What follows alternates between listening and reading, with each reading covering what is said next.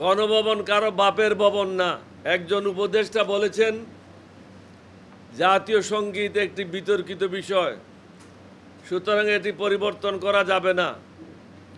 তার জানা উচিত জনগণের মতামতের উপর ভিত্তি করে সব কিছু পরিবর্তন করা সম্ভব। ছাত্র জনতার চরম আত্মত্যাগের বিনিময়ে দুর্নীতিবাজ, স্বৈরাচারী, টাকা পাচার, টাকা লুণ্ঠনকারী এবং গণহত্যাকারী ফ্যাসিস্ট আওয়ামী লীগ সরকারের বিদায় হয়েছে। এই অসীম আত্মত্যাগকে আমরা ব্যর্থ হতে দিতে পারি না। আমরা এলডিপির পক্ষ থেকে গত 8/8/24, 17/8/24 তারিখে 2 দফায় সংবাদ সম্মেলন এবং বিগত 31/8/24 তারিখে প্রধান উপদেষ্টা মহোদয়ের সাথে বৈঠকে মোট 83টি প্রস্তাবনা উপস্থাপন করি, যা আমাদের ব্যক্তিগত স্বার্থ উদ্ধারের জন্য নয়, বরং দেশের সার্বিক মঙ্গলের জন্য। তবে দুঃখজনক হলেও সত্য যে সংস্কার বাস্তবায়নের গতি খুবই হতাশাব্যঞ্জক। অভ্যুত্থান পরবর্তী দেশের সমস্ত কর্মকাণ্ডগুলি স্বচ্ছতা এবং সততার সাথে দ্রুতগতিতে বাস্তবায়ন না হলে সমস্যা আরও বৃদ্ধি পাবে। অনেকগুলি নিয়োগ নিয়ে ইতিমধ্যে বিতর্কের সৃষ্টি হয়েছে। আবেগ ও হুজুকের মাথায় লোক দেখানো কাজ করলে হবে না। গুরুত্বপূর্ণ জায়গাগুলিতে অধিকতর সতর্কতার সাথে মনোনয়ন বা নিয়োগ নিশ্চিত করতে হবে।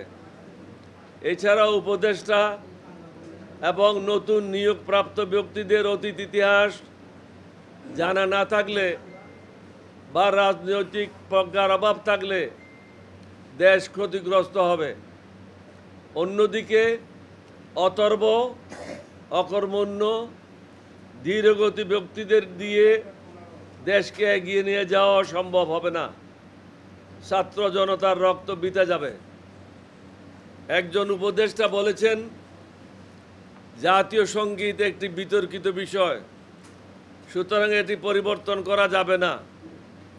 তার জানা উচিত জনগণের মতামতের উপর ভিত্তি করে সব কিছু পরিবর্তন করা সম্ভব।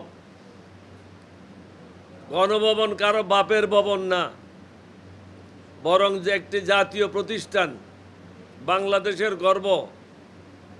মিউজিয়াম করা অবশ্যই প্রয়োজন, তবে প্রশ্ন হলো গণভবনে কেন, অন্য জায়গায় নয় কেন? জাতীয় প্রতিষ্ঠান পরিবর্তন করার আইনগত ভিত্তি এখন কোথা থেকে পেলেন? 1971 সালের স্বাধীনতা যুদ্ধের উপর অন্য কিছুই অধিকতর গুরুত্ব পেতে পারে না। আন্দোলনকারী আমাদের ছেলে মেয়েদের বা জনতার সরলতাকে পুঁজি করে কোনো অন্যায় পদক্ষেপ নেওয়াও ঠিক হবে না। এদেশে এক নায়কত্ব স্বৈরা শাসন কায়েমকারী, গণহত্যাকারী, দুর্নীতিবাজ, টাকা পাচারকারী, টাকা লুণ্ঠনকারী, চাঁদাবাজ এবং জঙ্গিবাজের কোনো স্থান নাই। এদেশ এখন কারো বাপের সম্পত্তি না। যত দ্রুত সম্ভব আইন শৃঙ্খলার উন্নতি সাধন করতে হবে। আমরা জানি বর্তমান প্রেক্ষাপটে এটা খুবই কঠিন কাজ, তবে পুলিশ প্রশাসনকে দ্রুত কার্যকর করতে হবে।